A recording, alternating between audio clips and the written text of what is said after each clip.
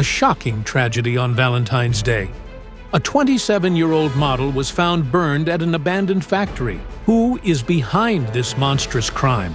Don't miss it. The psychics will expose a fatal love triangle. This is Psychic Investigations. Only real and gripping stories. People who call themselves clairvoyants investigate shocking paranormal anomalies and complex criminal cases.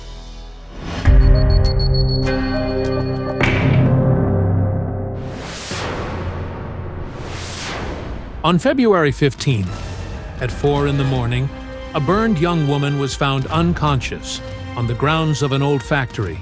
She was rushed to the hospital. Her chances of survival were slim. We got a call at home from the burns unit of the city hospital. They told us our daughter, Anna Rodina, was in critical condition. We went there and saw a horrifying sight. She was moving. You could see her hellish pain because she cried out only one thing. "Mom, look what they've done to me." The young woman had third-degree burns. For 27 days, doctors fought for her life. We hoped that her young body would survive and overcome it all. But unfortunately, there are no miracles. 45% burns, and the child didn't make it. On March 11th, she was gone. 27-year-old beauty Anna was a sought-after bride who never lacked admirers. She was tall, a beautiful girl, long-legged. She was a model. She went to dance classes too. Always looked stunning. Of course, she had many admirers among men. Yet Anna never considered modeling as her future profession.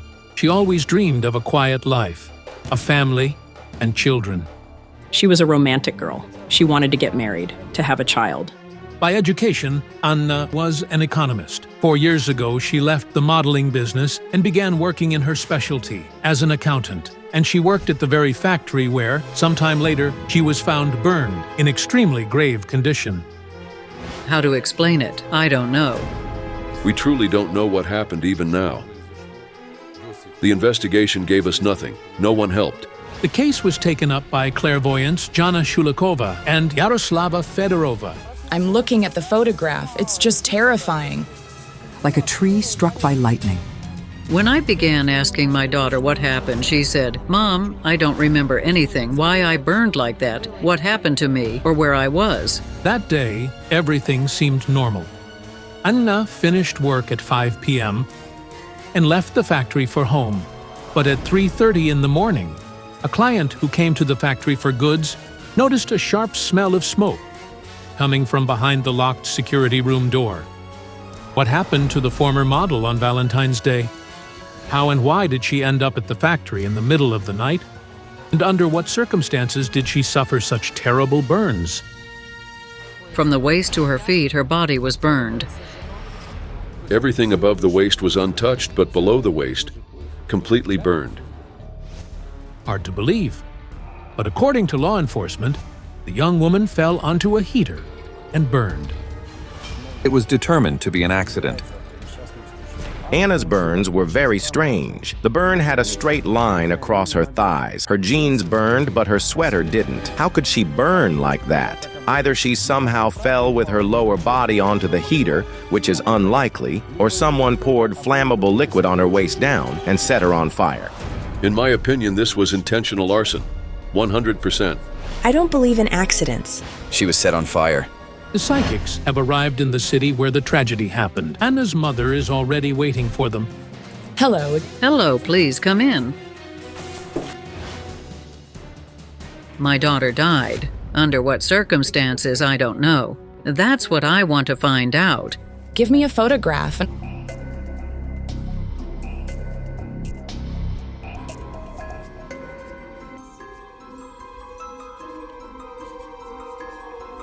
I begin to ask about the family. The man who is near her is not her father.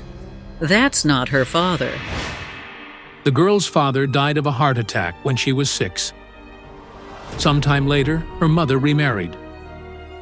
Stepfather Alexander treated Anna and her older brother Serhiy very well and became like a father to them. This girl was very family-oriented, very much a home person. Anna was very much a homebody. She loved to cook. The girl's parents owned a small restaurant in the city. Her mother managed the accounting. Her stepfather handled operations. Anna also spent a lot of time there. She enjoyed serving customers, worked as a waitress. She always spent more time with us than with her peers.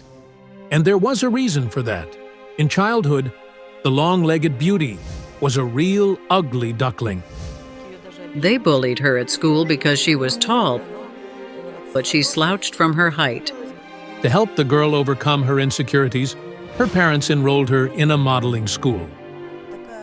Such a striking, beautiful young girl and such a terrible death. Yes. I want to know who is guilty of this death. Who set the fire? I see admiration, attention, yes, many admirers. The beauty with model looks had no shortage of admirers, but she was waiting for the one man with whom she could start a family. If I look at her very last day, it feels as if something or someone or something was right on her heels, staring at the back of her head. Was someone really following the girl? Her family didn't know. But in the last few days before the tragedy, Anna was noticeably on edge. She had phone conversations, raised voices. Sometimes she would say, "That's it. I don't want to listen to you. Don't call me." But who exactly was calling? Anna never told her mother.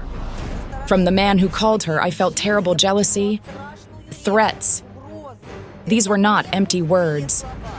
He wanted the girl to belong only to him. She had very painful, unhealthy personal relationships. It feels like an energetic blow to a woman.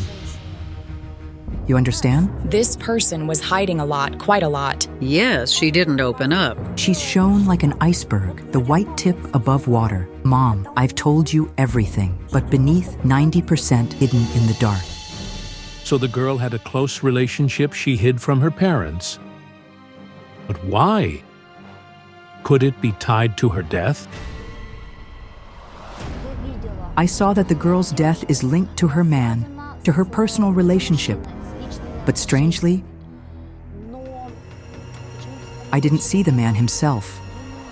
For some reason, Anna hid him from her mother and kept that secret even after death. I tried to see the girls last evening, but I could hardly see anything at all. This is Anna's room.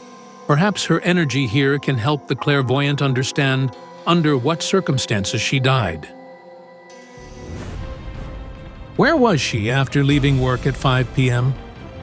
But she always had to walk the dog, so at around 5:30 she would come home. That evening, Anna came home at about 5:30. Her parents returned around 8:30, and she was already gone. But the dog had been walked, and the light in the hallway was on. We thought Anna had gone out. It was Valentine's Day. I see the girl getting ready, as if for a celebration. Like for a date. Someone was supposed to pick her up. According to Anna's friend, in the days leading up to the tragedy, a car would come for her in the evenings. Who was inside, the friend never saw. The car was all tinted, really dark. I just asked her, "Who is it?" She laughed. I said, "A boyfriend?" Then she admitted she did have a young man. I don't like this man. I should probably go to the cemetery. It will be easier for me there. Zhanna Shulakova continues her work inside the apartment.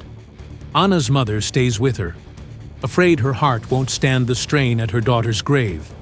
She asks her husband to leave work and meet Yaroslava Fedorova at the cemetery.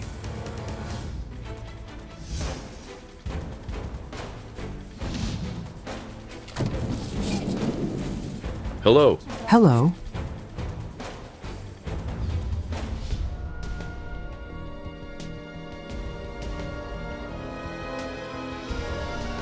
I'm going to perform a ritual now to make contact with the soul of the deceased.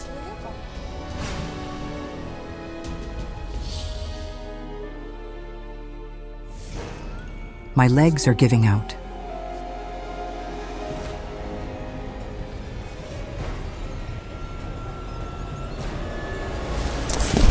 Help her.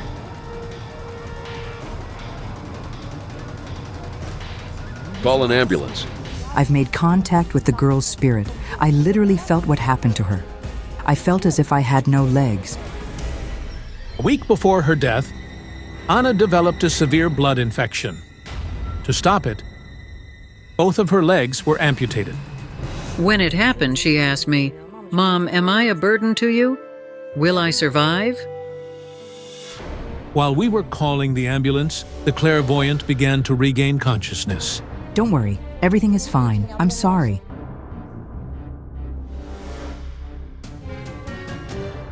She has a relationship with a man. She has an affair with him. She loves him very much. Even from the cards, the girl always saw a man in front of her. The card of illusions appears. That means, in reality, he cannot be her partner. It turned out the day before the tragedy, the daughter confessed to her mother that she had been seeing an older man for a long time. "I'm seeing a man. I love him. He was older than her by 6 years, I think." For unknown reasons, the daughter was reluctant to introduce her chosen partner to her parents. She spoke little about him, not even giving his name. But why? The guy is married, bastard. Yes, he was married, but we didn't know. He told her they were divorced, that he wasn't living with his wife. However, shortly before her death, the girl learned the truth. She was deeply upset. She became withdrawn and stayed at home. I said, "What do you expect from him? He won't divorce. You could see it in him. That's just how it is. Love is cruel." Who was the married man Anna was seeing in life? The one she loved so much. The name I get is Sasha. She called him. Her boyfriend? Yes, Sasha. I think that's his name. He came by. They went to a bar. From one of Anna's friends, we learned she was seeing a married man named Sasha. And he was the one who invited Anna on a date on February 14th. She was somewhere. It was like Valentine's Day, a small group of people. There were 6 of them. When Anna regained consciousness in the hospital, she told her mother that after 8 p.m., her friends picked her up in a car and they went to celebrate Valentine's Day at a cafe near her home. There were 6 people in the group. She went there hoping for something that would never come true. She thought he'd give her a ring and say she'd be his wife. But he never said that. The pain was unbearable. Everything inside her was burning. Pain is tearing her apart. The man, he crushed her hopes. He hurt her so deeply. And she loved him so much. According to people at the cafe that evening, around 11:30, the group started getting ready to leave. And for some reason, she walks out. Like she doesn't know if she's awake or asleep. Almost like in a dream. The investigator told me that Anna was actually led out of that party by the arm. Like a fly in a web. She doesn't even move, and it's as if time around her slows down. But there's another strange detail. The girl was burning alive, yet she never tried to put out the flames. Otherwise, she'd have burns on her hands as well. Her hands weren't burned. How could that be? Didn't she feel the searing pain? Her body wasn't in a healthy state. Maybe she'd been poisoned or drugged beforehand. She didn't smoke or drink. The only thing she could have had was champagne. Her parents couldn't understand what had happened to their daughter. She herself couldn't explain. She had lost her memory. The family had no idea what to think. The thing is, they never tested her blood for drugs or psychotropic substances. When I asked the police about it, they told me, "But there's an investigation. She's alive, so why bother taking her blood for analysis?" It's strange that law enforcement ignored such a procedure. A blood test could at least have shed some light on the case. So maybe someone poisoned her, slipped something into her drink, then set her on fire. But who would do that, and why? I'd really like to go to the very place where she ended up. To that factory. Of course. Yaroslava Fedorova, along with the victim's stepfather, also goes to the factory where the girl was found burned. They are accompanied by the factory director. Everything happened in this room. There was a 9-kilowatt open heater in the middle. The table was here. Such a nasty heater, it feels like they found it in the trash, cleaned it a little, and just set it here. From the 1960s, completely open. She's sitting like this, leaning on the couch, face down like this. Anna was like this, on her side on the floor, lying on one side like this. Anna Rodina was semi-reclining roughly here. Her legs and lower part of the body were on the floor, very close to the working, heated, open heater. Her upper body was on this couch. A pair, a man and a woman, they were together. They must have been carried out. They both must have been unconscious. So Anna was in this room with a man? But who was he? Here was the same man I mentioned. He was her love. A man the girl cherished madly. Sasha, Anna's lover, was lying on his stomach closer to the wall on this couch. But how did Anna and Sasha end up on the factory grounds? Sasha worked at this factory as head of security. He met Anna on February 14th in a cafe, and then they came to the factory. The room where it all happened was Sasha's private quarters. Apparently, the two came here to continue their evening. He was revived more quickly. He wasn't hurt. His hand. Sasha did suffer a burn on his left hand. He spent about a week under hospital observation. But what really happened? Could Sasha have set the fire himself, burning his lover alive? Could the man she adored more than life have killed her? It's a spontaneous ignition, very strange. I see her legs. She was wearing jeans. Most likely they had been soaked with something, that's why they caught fire. What could have saturated those jeans so they burst into flames like that? The liquid only touched her legs, and the fabric ignited. So they poured it on her? He poured it on her?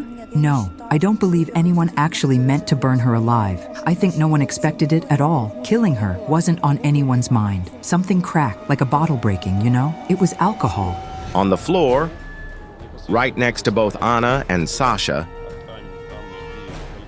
there was a large amount of some liquid with a strong smell of alcohol.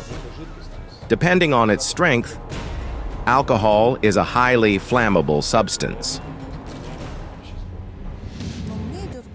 But what I sense is more like synthetic fabric that soaked it in. It was winter, cold, so most likely Anna was wearing synthetic tights under her jeans. They caught fire and melted into the skin. That's why her burns went exactly up to the waistband of the tights. She was lying there, burning alive, but she didn't feel it because she'd been poisoned. As it turned out, she really was intoxicated by alcohol. Her blood showed 3 parts per thousand. But how could such a high level of alcohol have been found in the blood of a girl who was never known to drink? She drank out of love, out of despair. Because the man she adored, the one she expected a proposal from on Valentine's Day, made no move. And she realized that he never would. Her emotions were shattered. Yes, it was mad love, wrong love, and the girl knew it was wrong, that the relationship itself was wrong. She understood these ties would never bring her anything good. She was fighting with herself. The man was like under anesthesia, but it wasn't anesthesia. By the time they were found, both were unconscious. Most likely they had been poisoned by carbon monoxide resulting from the fire. The man was apparently sitting on the couch. The girl was on the floor warming herself by the heater, since it was cold inside. The heater had been running before they came in here. It was very powerful and burned up the oxygen. That's why at some point the couple were poisoned by carbon monoxide and lost consciousness. After that, the girl's clothes caught fire. Sasha was on the couch, his right arm hanging down, which is why his hands were burned. For Anna, Valentine's Day turned into a nightmare. The clairvoyant could no longer remain in the room where the girl had burned alive. It seemed she felt every minute of Anna's torment herself. He isn't alive either. He is dead. I sensed that Anna's beloved outlived her only briefly. So he also died almost immediately. Some terrible death. It felt like a crash. Sasha is indeed no longer among the living. He died 6 months after Anna in a car accident.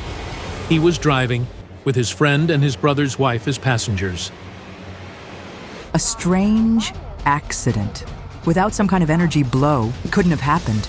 I saw it very clearly. There were some sort of magical attempts. She tried to cast a love spell. Yes, indeed, going to fortune tellers. That did happen. Before New Year, we talked. She said, I want to go see a fortune teller.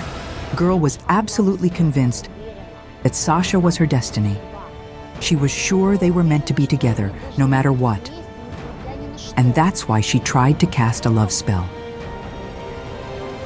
A love spell is deadly dangerous. When such a ritual is performed, it creates an unbreakable, indestructible bond between two people. It is stronger than marriage vows. The girl cast a spell, thereby binding him to herself forever. She died. And it was as if she pulled him along with her by a thread, and he followed her into the afterlife. God will judge him on the other side. Thank you so much. We've calmed down knowing that she wasn't abused. That really helped us. She is gone. Nothing will change. All we can do is go on living. A horrible murder of a young beauty on Valentine's Day. Don't miss out. The victim's spirit will reveal her murderer and his accomplices. In this episode, the psychics take on an investigation into a horrendous murder. On the 14th of February, 2015, Valentine's Day, a maniac beast took the life of a young Ukrainian beauty, Daryna Yaroslava. She was raped and murdered with inhumane cruelty. The girl was only 21.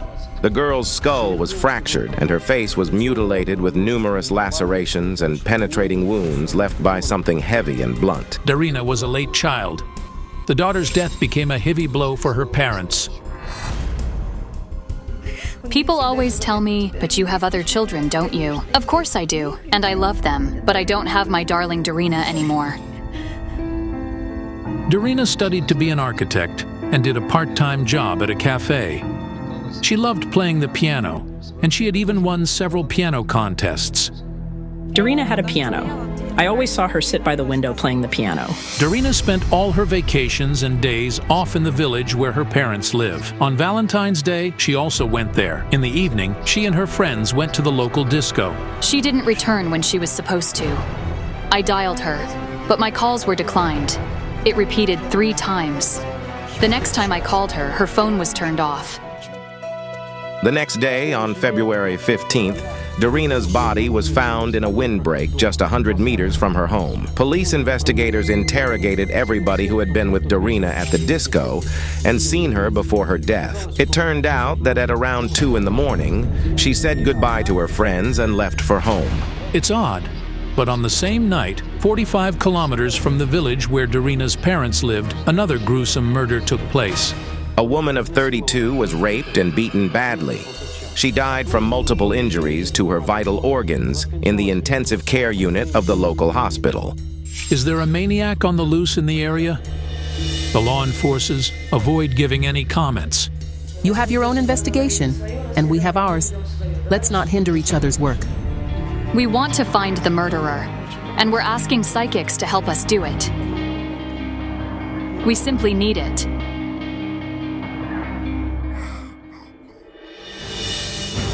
The strongest participants of our project, the Azerbaijani psychic Kayal Alikperov and the gypsy clairvoyant Rubina Tsibulska, undertake the case. This girl appeared in my dream. She told me some strange things. Blood on the document will show the way to the murderer. The man with the fire on his leg is hiding the beast.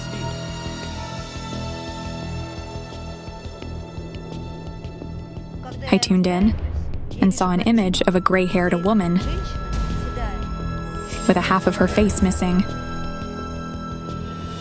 But what could those visions mean? The psychics arrive at the victim's parents' home, where the worried locals are already waiting for them. Hello? Hello. I sympathize with you as a mother. We will do everything we can.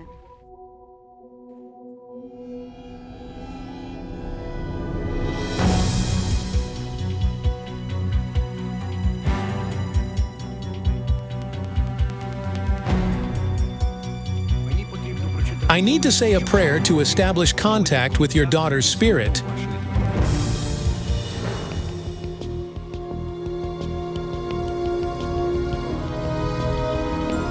Do you have something that she had at the moment of the death? Something metal? Yes, we do. Her 2 rings and earrings. She wore them on the day she was murdered. I feel sharp pain in my head, as if I was stunned with a strong blow.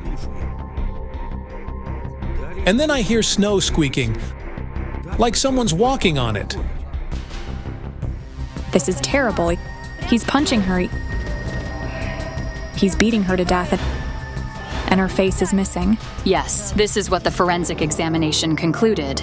She was buried in the closed casket. What a nightmare. The parents couldn't even say farewell to their daughter. She didn't see her murderer. He stalked up from behind. The forensic examination revealed that the initial blow was indeed delivered to the rear of her head. However, it wasn't fatal, as it only caused a momentary shock to the victim, resulting in her fainting. All things considered, it's highly probable Daryna didn't see her murderer. I see her body being dragged somewhere. Yes. The forensics found the traces of dragging. At that moment, the victim's spirit spoke to me. She said, "Dad was around." But how was it possible? I was afraid to even utter my suspicions. Can I have your hand?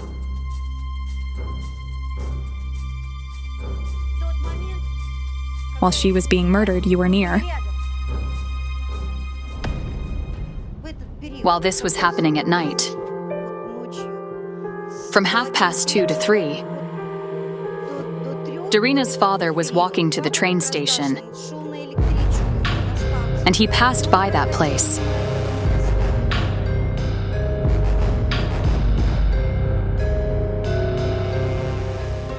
The connection was really deep.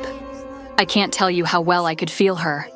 I thought I could predict anything, but I failed. How could I? It was very hard to console the grieving mother. Not everyone can understand what she's going through. And she's pointing at her father. She's showing some pastry or bun or something. Hold on, it's something symbolic. This is what you called her. Bun. Bun. I called her Sweet Bun. It wasn't a commonly known fact that Daryna was our sweet bun. I was taken aback. Nobody could have known it for sure because we never told anyone.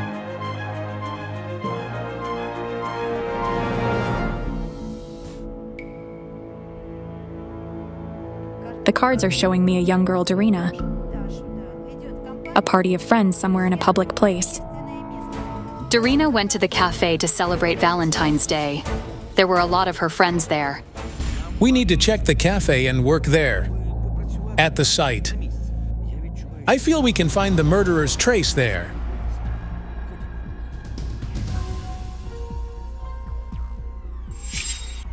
After the tragedy, the cafe isn't working, so the psychics tune in outside it.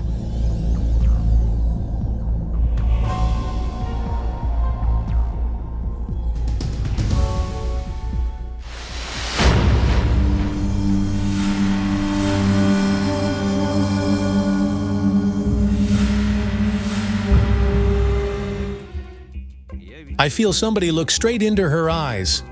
The energy is male. It's very negative. This is a young man. He's saying something bad. Something unpleasant.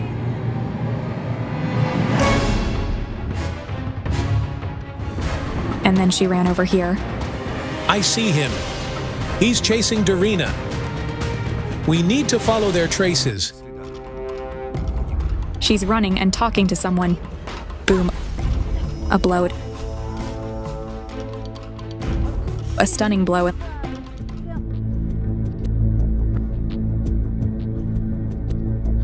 What was Daryna stunned with? What was it? Something heavy. It's something wooden. Like a club. There's really a bloodied club among the evidence. Most probably, the murderer didn't prepare for the crime. He spontaneously broke a branch from a tree while he was chasing the victim from the cafe, as the psychics assume. She's talking to someone she loves. Do you see? They met recently. I don't understand. Was she talking to him? Did he kill her? She was talking to him on the phone. The boy wasn't here. The police found out who Daryna was talking to on the phone in the last minutes of her life. The young man's name is Dmitro. She phoned him at about 2 in the morning. Then he was at home in the town. I hear some rustling, like the phone is being put in a pocket. And then some male voices. According to Dmitro, he was speaking to Daryna all the time while she was walking from the cafe. But then she suddenly stopped talking. He heard rustling, as if someone put her phone in their pocket. Then Dmitro heard a male voice in the background, but the next moment, the call ended. After that, he couldn't reach Daryna. Her phone was off. Do you see the blood? The blood's dripping. It looks like he was dragging her. Over here. This is where she was found. This was her pose.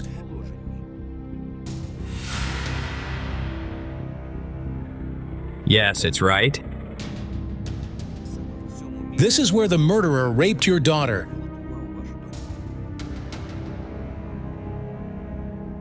Her pants were pulled down and her sweater seemed to be pulled up. I couldn't bear looking at it. It was terrible. But I saw the murderer enjoyed the process.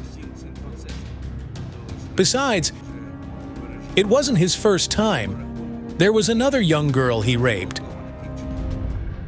It's impossible to comprehend. But who is this beast?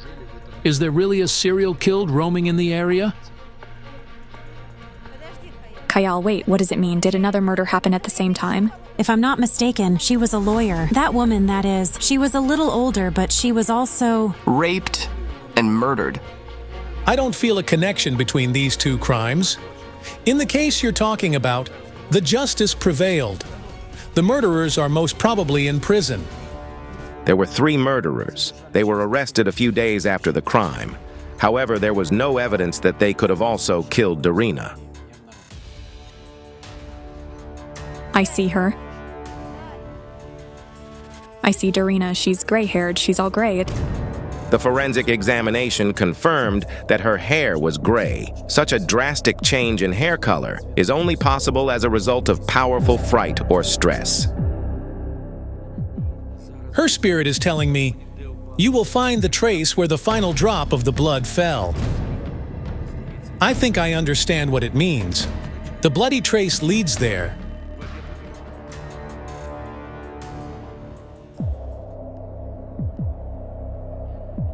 It seems we found his trace. He stopped over here. He gets in a vehicle.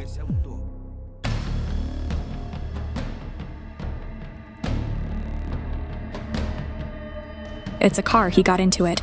Its front lights are like those of a Lada Samara. They're square. We need to find out where he drove. We can't lose the trace. We need to go there. The clairvoyants and Daryna's parents get in the van. The locals follow them in their vehicles. Will the psychics really find the murderer? Pull over here.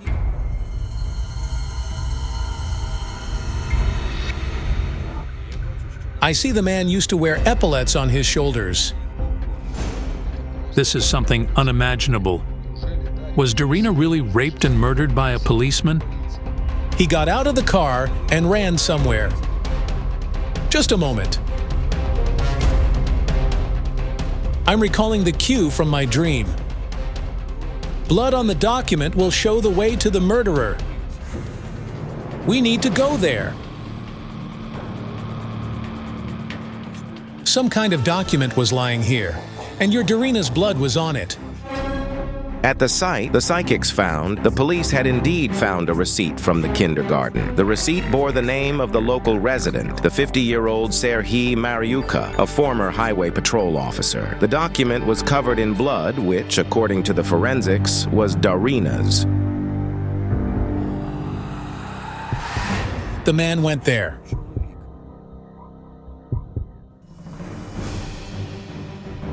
Nobody opens the door. Hearing the noise, the neighbor comes out to see what's going on. Hello, we're the experts from Psychic Investigations. We would like to see your neighbors, but they seem to be absent. I saw them recently. Serhiy's wife went to the school and then to the kindergarten. They took their belongings and documents. There's one school and one kindergarten in the village. Everybody knows one another. So when the family left the village, the suspicion fell upon them. Daryna's blood. And her trace is here. I feel it, like it's on something white. Probably tiles or something. It's something white. The police searched the apartment in which Serhiy Mariuka's family lived, and they really found blood on the rim of the bathtub. And again, the forensics found the blood was Daryna Yakovtsova's. The victim's blood couldn't have appeared in the apartment itself. This is a solid proof that one of its residents is involved in Daryna's murder. I see that on that night. Not only an adult man, but also a youth ran into the apartment. They were both bloodied. The younger man murdered her. He'd been at the cafe and danced with Daryna. And then he followed her and took her life brutally. Anatoly, Serhiy Mariuka's 17-year-old son, a student of the local school, indeed courted Daryna at the cafe that night. According to the witnesses, he was drunk and behaved provocatively. The young man claimed he'd seen Daryna on the highway. He stated that she had been struck by a vehicle and he attempted to revive her, and only after he came back home he realized he was covered in blood and tried to wash it off, hence the blood stains on the bathtub. The version is barely credible. No injuries on the victim's body suggest that she was hit by a vehicle. The boy dials someone. This is his father. The man arrives at the highway where we were, and he picks up his son. He shouts at him, but he quickly hides him before somebody sees him. We found the witnesses who heard Serhiy Mariuka start his car, the gray Lada, at around 3 in the morning on the 15th of February. They first went home, to this apartment, where the boy washed off the victim's blood, and then they went somewhere far away from here. The adult man isn't the murderer, it's his son. The father splattered the receipt with blood while attempting to save his son. According to the locals, Anatoly Mariuka disappeared from the village after the first interrogation by the police. Nobody knows where he could be. I saw the father help him burn his clothes, which were stained with blood. As a former police officer, the man knew well what had to be done. Many people saw Anatoly Mariuka at the cafe before the murder. They all claimed the youth was wearing a blue and yellow bubble coat, which he never wore after the tragedy. The police searched the suspect's apartment, but they didn't find the coat that, according to the witnesses, Anatoly Mariuka was wearing on the night of the murder. But if Anatoly is innocent, then why is he doing his best to conceal his bloodied clothes from the law enforcers? They escaped, but I feel that the woman, the boy's mother, is nearby. She's staying at her mother's in the neighboring village. The psychics and the victim's parents go to the neighboring village, where, according to the locals, the boy's mother is staying. Is anybody home? Tell us, please, are you Serhiy's wife? Yes. What's your name? Olga. I only want to ask you one question. Where are your son and husband? I don't know. If your son is innocent, then why is he hiding? He kept telling me he was innocent. What else can I say? He came home all bloodied. Are you not ashamed of lying? What do you mean bloodied? You see, I checked his coat and his pants. What coat? What color was it? There was nothing on them. I saw them with my own eyes. I'm telling you, this was what I saw. This is incredible. The woman appears to have just offered an unintentional confession. As it turned out, at the interrogation, her son claimed he'd worn a leather jacket that night. He told me he was innocent, I swear. I'm sorry, but the police found bloodstains at your home. 2 tiny drops. But the blood was Daryna's. I don't know its origin. Do you understand? You're covering up the murderer. Shame on you. You won't tell us the truth, but I feel that your husband is the man with the fire on his leg who's hiding the beast. This was what Daryna's spirit tried to tell me. The man with the fire on his leg hiding the beast was Serhiy, Anatoly's father. I felt that he had a burn scar on his leg. We managed to talk to Serhiy and Anatoly's relatives. It turned out the man really has a burn mark on his leg. He has a burnt scar on his leg. It's huge. I was shocked by the schoolboy's cruelty. I have a feeling it wasn't the first time when his parents were hiding his crimes. He frequently transgressed the boundaries of morality. But what's worst of all is that, apart from Daryna, he also had another victim, another girl he raped. It happened before he murdered Daryna, but that girl was lucky to survive. He's been a thief since he was little. He stole people's bicycles and other things. The last thing he stole was a scooter, and then he raped the girl. They forgave him many things, and so it snowballed little by little. I am sorry for what my son did. If he truly did it, he will be punished. Either by prison or by forces from above. He will be punished. I don't want the punishment from above. I need it here and now. Tell me, where is he? I don't know. Anatoly Maryuka's mother never confessed where her son was hiding.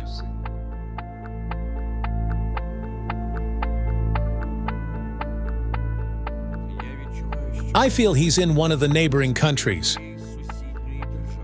Most probably Russia. Yes, he's in Russia. I see that the murderer will be found. He will certainly be punished. Thank you so much for the work you did. You gave us a ray of hope. I truly want him to be found and face trial. It's hard to believe, but Anatoly Maryuka was arrested 2 months after the investigation. The psychics were right when they said the man was hiding in the Russian city of Ryazan. He's currently facing a lengthy sentence for the crime he committed, mysterious death of a beautiful flight attendant. Her husband is shocked. His beloved was killed in their own house while he was in the other room. Who committed a terrible crime?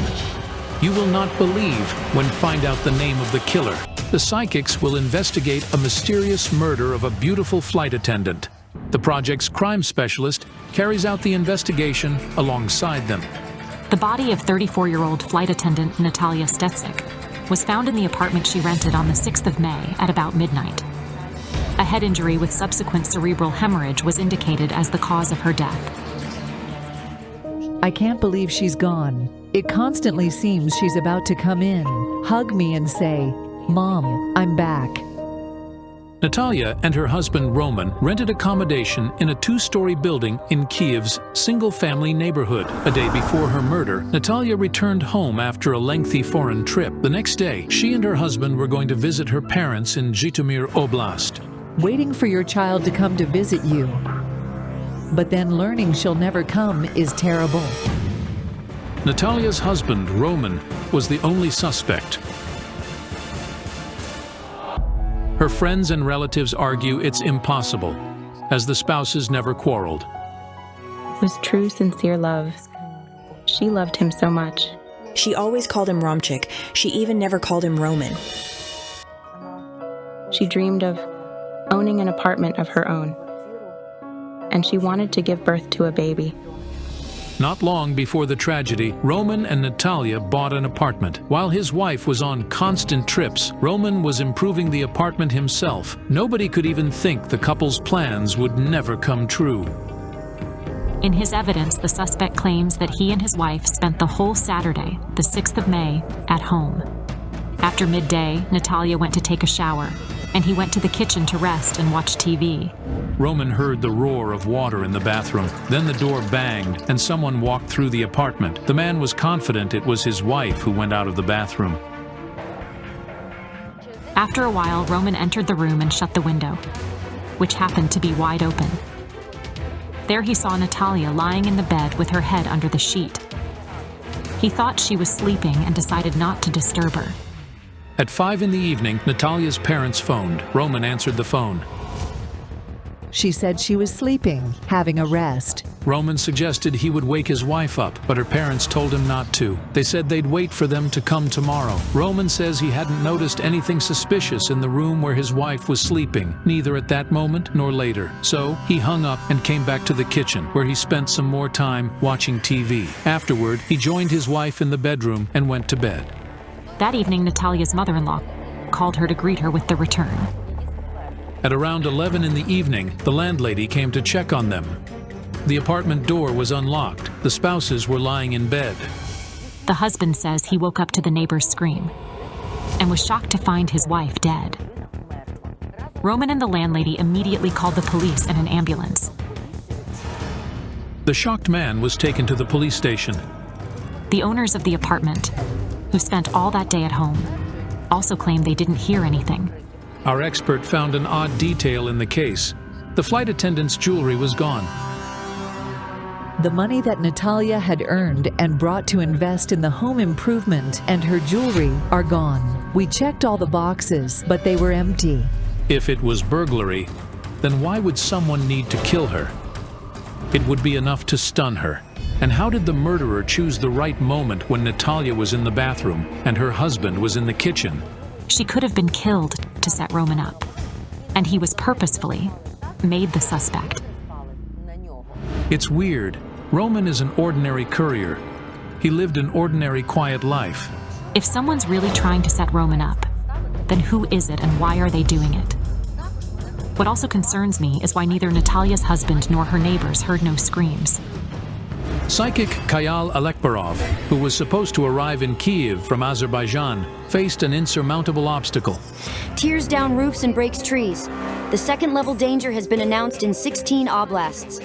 Airports delayed all flights, and 3 people suffered from the terrible hurricane in cities. Coincidence or not, but I suddenly heard the jinn's voice saying, 2 more women suffered because of the murderer. Find them. Kayal Alekbarov could only make it to Kyiv 2 days later. On board the plane, I saw a flight attendant who resembled Natalia a lot. But the thing is that she then disappeared. What do you mean? During the boarding, 2 attendants greeted me, and one of them, the one who looked like Natalia, told me as I was passing her, "Release Mom." There were people behind me, so I went straight on board. But I never saw the same attendant later. After the plane took off, I went to the cabin crew compartment, hoping to find her there. Is there another attendant apart from you, a blonde one? She's a spirit. You saw a ghost. And what could her strange words, "Release Mom," mean? An hour later, the psychics were at the house where Natalia lived. They'd arranged a meeting with the murdered flight attendant's relatives here. No sooner had we got off the bus when a spirit of some woman emerged next to us. I approached her and almost fainted. It was Natalia's mother. It was the first time something like this happened at the project. Natalia's mother died before we could arrive to investigate her only daughter's murder. On the eve of the meeting, the grief-struck woman went to bed and never woke up. Her heart stopped in the middle of the night. During this interview, Lyudmila was seen alive for the last time. I don't even know how to take it all. Only the father stayed alive in this once happy family. But at that moment, he was busy preparing for yet another funeral together with Natalia's friends and family. There was simply nobody to join us in the investigation. All we had was a photo of the deceased young woman her mother had given us. Zhanna, what's Natalia's mother's spirit telling you? Help me. The jinns say, mission incomplete. I guess I know what they mean. Souls of people who have an incomplete mission, left after death, often stay in our world and can't pass to the netherworld until they finish it. Natalia's mother's spirit won't be able to go to the other world to reunite with her daughter until we find the murderer. This is exactly what deceased Natalia told me on the plane. Release Mom. Having decided to investigate the case by themselves, the psychics are trying to enter the house in which Natalia lived. We knocked on the gate and rang the bell, but the owners never opened, though I felt they were inside.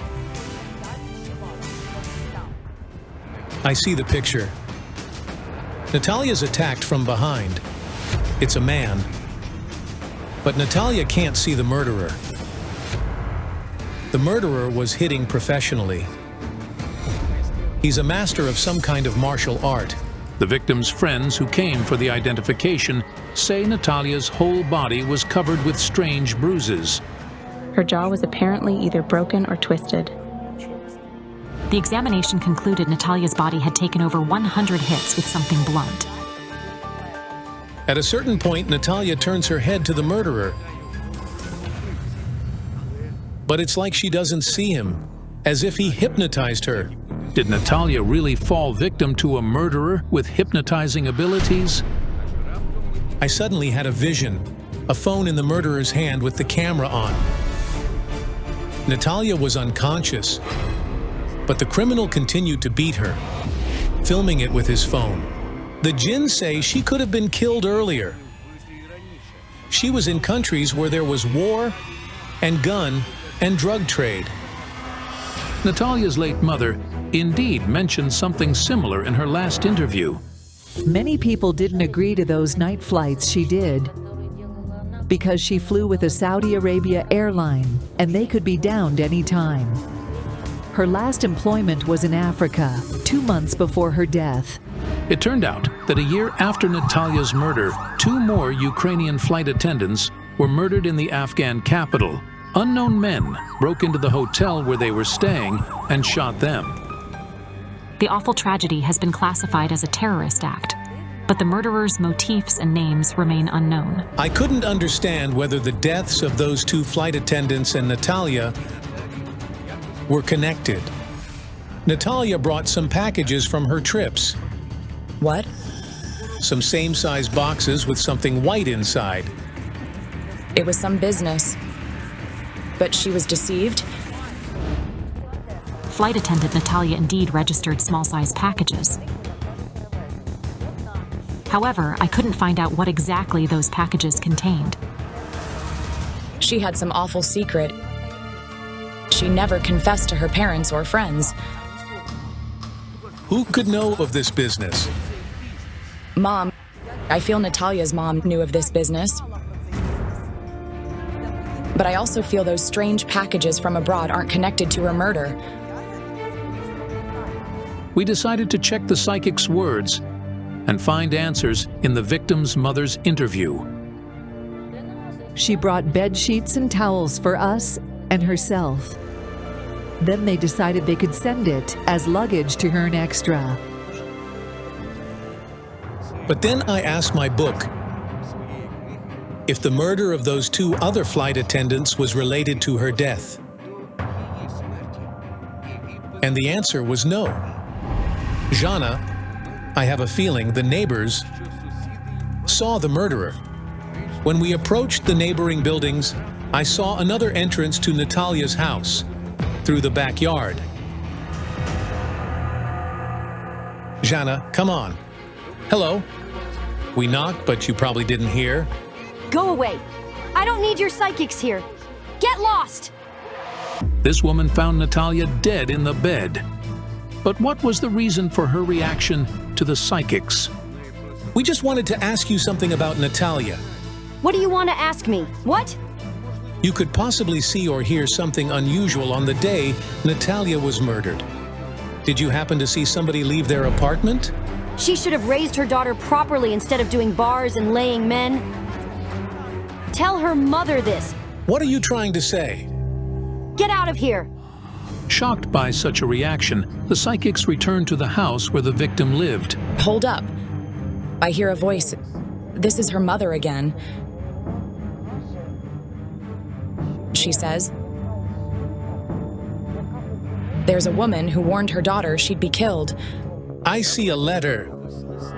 My feelings say the woman who wrote this letter was somehow connected with Natalia's husband. A wedding ring. A wedding ring. Maybe he had another wife? It was indeed Roman's second marriage. His first wife's name is Svetlana, and they even have a daughter. Look, could Natalia's murder be somehow connected with her husband's first wife? We need her contacts. The crime specialist quickly found Roman's ex-wife's contact information, and the psychics arranged a meeting with her. I felt you knew Natalia. I met her at the court. I sued my ex-husband to get an increase in the child support he pays. It's just that I knew this man. I know who he is and how he behaves. Do you mean Natalia's husband? Yes. What's wrong with him? I just wanted to tell her she'd better stay away from him. However, all the victims' friends claim Roman and Natalia were head over heels in love. He's kind, good-hearted, and sympathizing. He'll always come to the rescue, and he'll always help. He tried to strangle me, but I defended myself. I ran out of the room and locked in the bathroom. I couldn't believe it. Could Roman really be the murderer? He's not the one he claims to be. When he inflamed, I don't know what to call this state. He couldn't stop. I felt Svetlana wasn't the last woman Roman tried to kill. After Roman divorced Svetlana, he spent several years living with another woman. He lived with a young woman named Daryna. She gave birth to a baby, but he claimed she'd cheated on him as he never planned to have another child. He said he already had one and he didn't need more. Does it mean Roman didn't want to have children? Then how about his and Natalia's plan to have a baby? He broke a flower pot on Daryna's head in the bathroom. He strangled her. Daryna was simply lucky to run out of the house in winter, in home slippers and a gown. At that moment, I felt he'd also beaten Natalia and did it all the time. He knew how to injure in a way that left no traces. He graduated from a school of Olympic reserve. He did freestyle wrestling, so he always said, "I know where to punch and how to do it." This is shocking. But why didn't Natalia simply leave Roman? He's always been good at persuasion. He's like a python, and you behave like a rabbit in his presence. He's always had this gift. This man seems to have a gift. It's like he hypnotized her. There's something about him. It's like hypnosis. He knew how to press people morally. He said, "Who needs you? Look at yourself." And I believed him. The man realized such a beautiful and successful woman as Natalia would soon have somebody else. But Roman couldn't let his wife leave him because he lived at her expense. Later, it turned out Roman's courier work was delivering bedsheets Natalia brought from abroad around the city. When Natalia came back home, she saw all her money and jewelry were missing. Roman stole them and took them somewhere while his wife was absent. I feel that on the day of the murder, Natalia decided to leave Roman. The cards say, you could watch this murder again and again. Yes. Amidst all this madness, he filmed all of it and then uploaded it online. Svetlana heard this information during a private conversation at the police station. But how come the neighbors heard nothing? The neighbors seemed to be hypnotized too. Roman convinced them that Natalia cheated on him while he was a model family man. The man did all those terrible things to Natalia when he was drunk. He looked totally sane and made an impression of a cultured, educated man.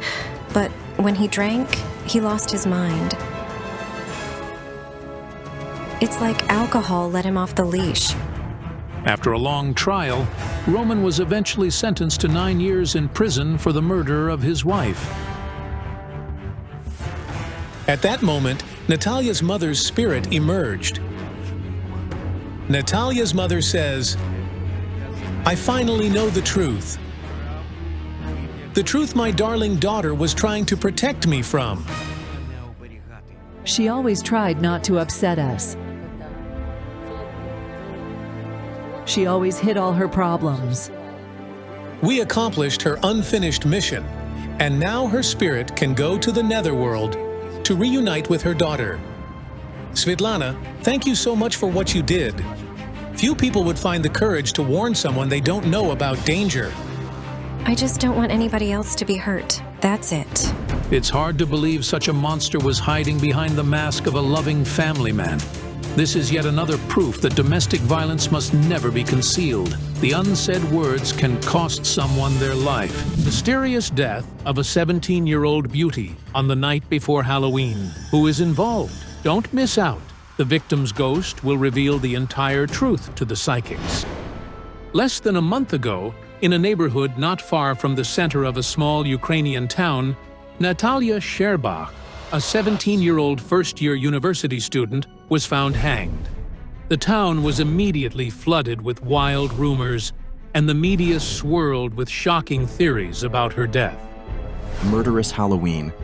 17-year-old bloody bride found hanged. Suicide or punishment for a rebellious fiancé? Costumed girl ends her life. Natalia was indeed engaged, but she was wearing neither a Halloween costume nor a wedding dress. She was found hanging in ordinary jeans and a jacket.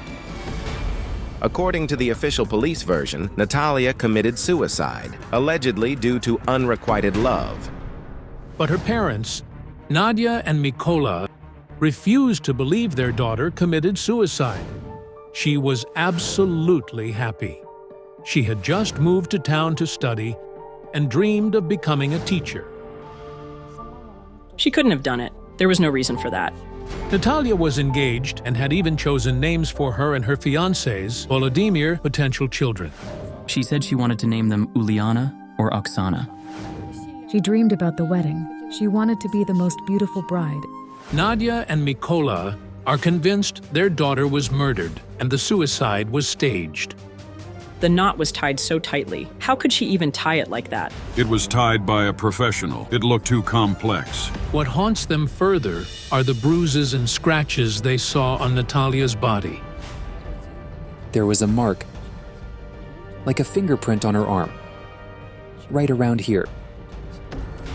Her neck was scratched all over, like someone caught her with the rope and dragged her. Like she was dragged somewhere and then hanged.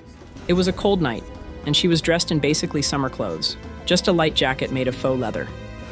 To find out what truly happened to their daughter, her parents reached out to the psychics just days after her death. Taking on the investigation of Natalia's mysterious death are medium Dilaram Saparova and clairvoyant Olga Kalinova. I see a terrifying image of a dead bride. A girl in a white wedding gown slowly turning red, as if it's soaking in blood. I see a girl dressed completely in black, but she's not mourning anyone. It's just her everyday outfit. She's staring at a building engulfed in flames. She's overwhelmed with guilt, believing the fire was her fault. There's deep emotional pain within her. Dilaram Saparova and Olga Kalinova arrive in the village where Natalia spent most of her life. Her mother is already waiting for them. Hello, come in.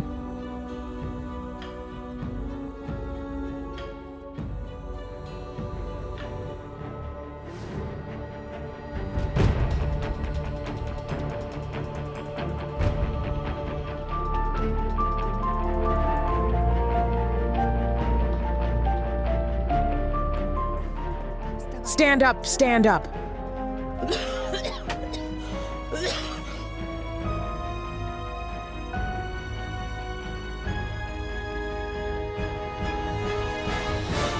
As soon as I entered Natalia's house, I felt unwell.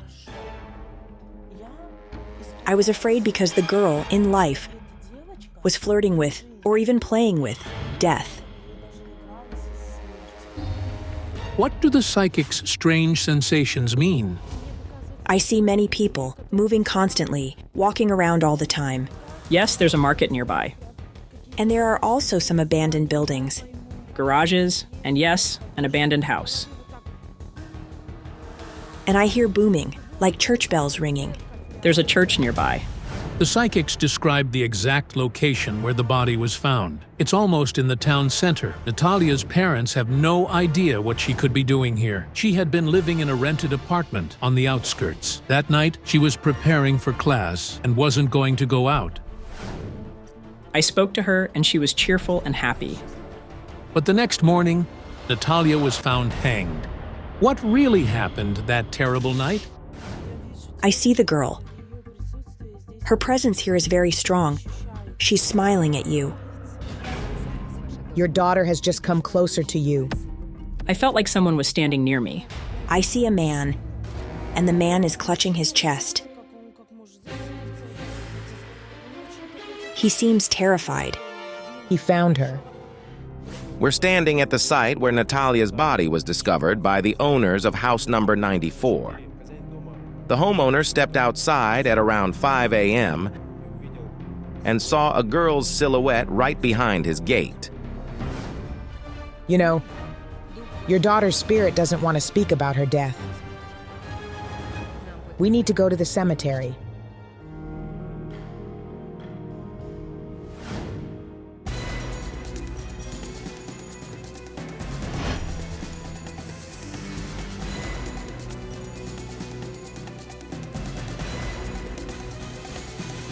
We'll need to perform a ritual. Spirits, rise and help us. What happened? I sense a young man. Average height, fair-haired, and fair-eyed. His heart is racing.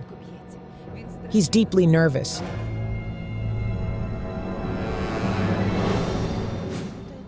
It's like this guy already knew about Natalia's death before anyone else did. He was someone she knew, and she had feelings for him. That's the guy she was dating. Volodymyr, Natalia's fiancé, was the first person to raise the alarm. Around midnight, Natalia's father, Mykola, received a call from her boyfriend, Volodymyr. He said Natalia wasn't answering her phone and was worried that something bad might have happened. He asked me to call her landlady, claiming something might have happened to Natalia. I immediately called home and told my wife, "Nadia, call the landlady and call me back." When she did, she said, "No, she's not there." Could Volodymyr somehow be involved in Natalia's death? I was shown that for Natalia, this wedding was meant to be life-changing. Had she married, she would have broken some powerful chains that had long held her back. But the wedding never happened. Volodymyr insists that around 11 p.m., he spoke to Natalia on the phone. According to him, she had left her apartment and was heading somewhere unknown. They were speaking by phone, and then the call dropped. Didn't he know where she was going? They had a fight. Yes, we argued often, over little things mainly. She got upset with me. When I told her, "I love you," she hung up. I kept calling, but she didn't pick up. Volodymyr claims that Natalia just hung up and never answered his calls again. I saw Natalia leave her apartment as if drawn by something. She was entranced, like a zombie. Volodymyr says that during their final conversation, Natalia didn't seem like herself. When she stopped answering, he began to panic. He was terrified of losing her. He truly loved her, but she felt something different. Volodymyr loved Natalia more than she loved him. She wasn't sure if it was love or not. Yes, there was something like that between them. She said, "I'm tired of this relationship. I want to break up. That's it." You know, I asked if he was really involved in Natalia's death, and the answer was no. He wasn't. From what we've learned, the night Natalia died, Volodymyr was at home, in the village 300 kilometers away from the town. I was at a friend's place. Natalia began showing herself in a white wedding dress. She tried it on the same day she died. She was preparing for something. She says, "I want to be a dead bride." One of Natalia's friends, Irina, confirmed that on the day of her death, Natalia really did say she wanted to be a dead bride. The girls were going to celebrate Halloween the following day. She asked, "What would you be for Halloween?" I said, "A cat." "And you?" She answered, "I like the dead bride idea." We looked at makeup tutorials, went to a second-hand shop to find tulle for the veil, bought black nail polish. It was fun. On one of her social media accounts, Natalia even posted a photo of how she wanted to look. I saw Natalia flirting with death. At first glance, it might seem like just a harmless joke, but such things carry powerful energy. The most terrifying part is that Natalia now appears in dreams to her loved ones and friends in the image of the dead bride. It feels like she's out there somewhere, in that white dress. It's like she's in a blood-stained wedding gown. What does all this mean? The wish to be a dead bride on Halloween, the bloody bridal photos online, and these haunting dreams. How are they connected to Natalia's tragic death? Your daughter is calling me to the place where the tragedy occurred. Can we go there? Of course we can. Come on then. The psychics head to the location where Natalia died. It's nearly 100 kilometers away. Her father, who had just ended his shift at work, joins the investigation. Good evening. Hello. This is the tree where Natalia was found hanged. I feel awful here. This place is horrible. I want to scream and cry. God, help me. I feel really bad. My legs nearly gave out. Then I was shown an image. A woman dressed in dark clothing like a nun. She lived in this area. She fell in love with a man and spent a few nights with him, but then he left her. The nun was filled with guilt for having betrayed God. I see her standing before a building, and it's on fire. And the poor soul believed it happened because of her as a punishment. But what does that mean? What does it have to do with the death of 17-year-old Natalia? Nadia, come closer to us. Dilaram seems to be entering a trance-like state. She says that's when she receives the clearest visions. What will the Kazakh clairvoyant uncover?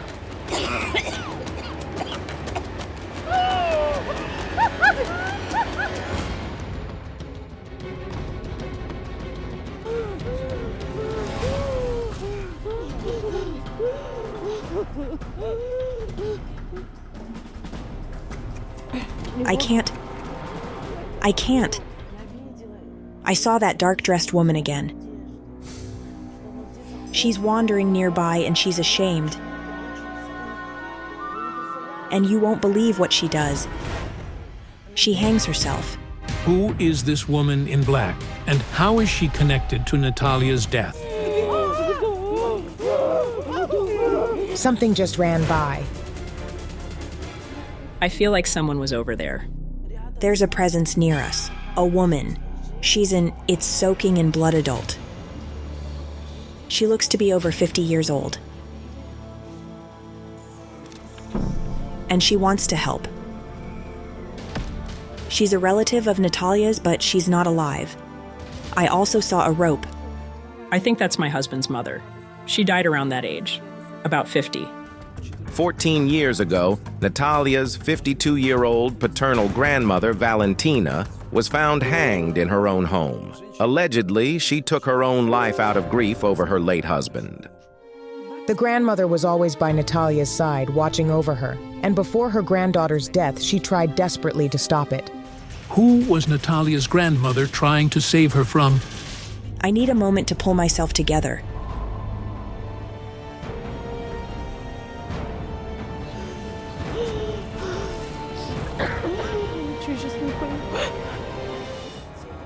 That woman in black kept appearing before my eyes. But when I looked closer at her face, I realized it was actually Natalia's face. I couldn't believe it. I felt completely lost. Could you all please step away?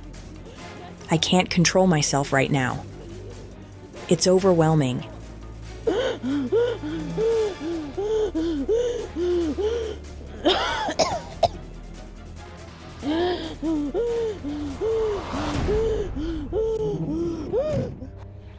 I swear I felt someone there. Honestly, I was so scared. It felt like someone was behind me. Half an hour later, the psychics returned to the parents and continued the investigation. On her last day, Natalia was trying to meet up with some young man. He was a bit older than your daughter. They met not long before her death and were immediately drawn to each other. About a month and a half before the tragedy, Natalia met a local young man, also named Volodymyr. They met, and he gave her flowers, red roses. They really liked each other. But after a few weeks, Natalia turned him down. Because she still wanted to be with her fiancé. Natalia was still so young, only 17 years old. She truly thought she was in love and was ready for marriage, but then she met another boy and she was caught between two fires. Her parents had raised her with strong morals, so for her, cheating on her fiancé was unthinkable. That's why she refused to start anything new. But you know, despite rejecting him, she still had feelings for him. Some part of her loved him. She was torn. She was caught between both. She met that Volodymyr, but she still had her fiancé. She just didn't know whom to choose. And on the day she died, that boy was already with someone else. It seems that when she came here, her mind was clouded. It wasn't drugs. It wasn't alcohol. She knew she had been here before.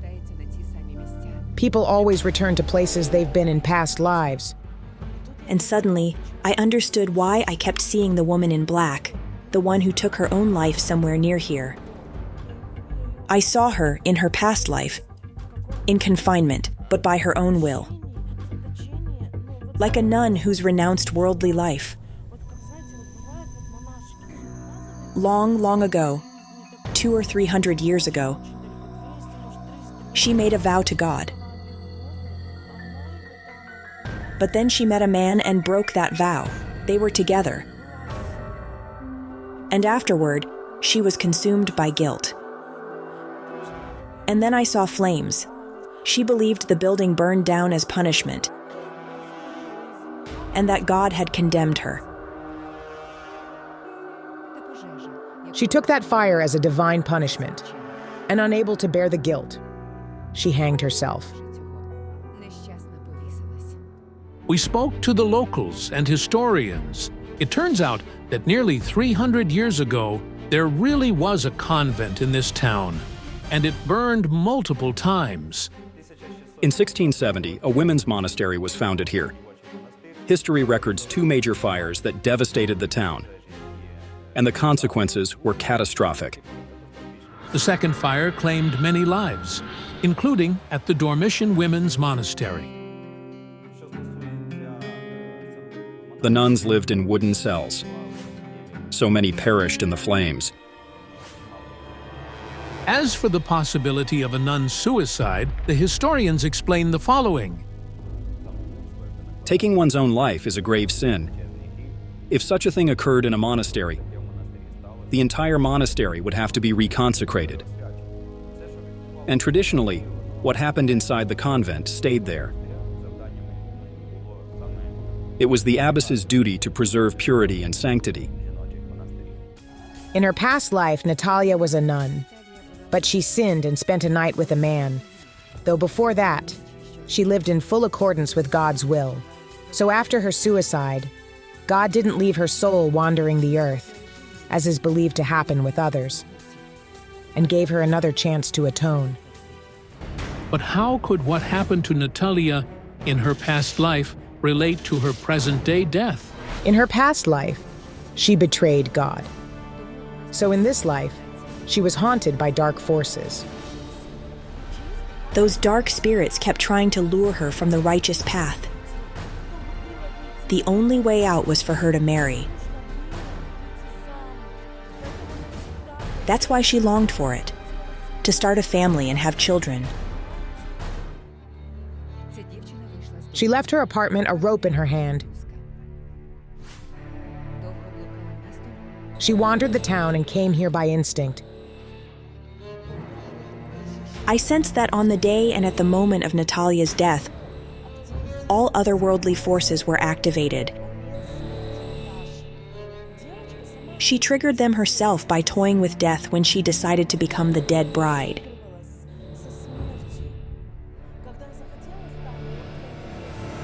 She hanged herself, and she did it alone.